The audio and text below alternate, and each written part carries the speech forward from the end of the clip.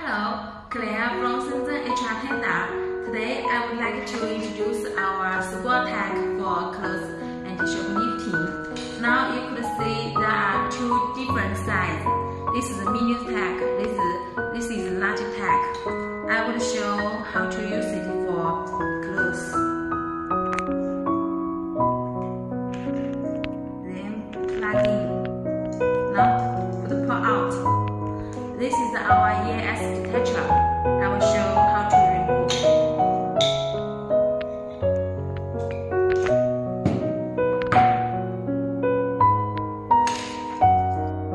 Also, we could use it together with the lanyard for anti-shopping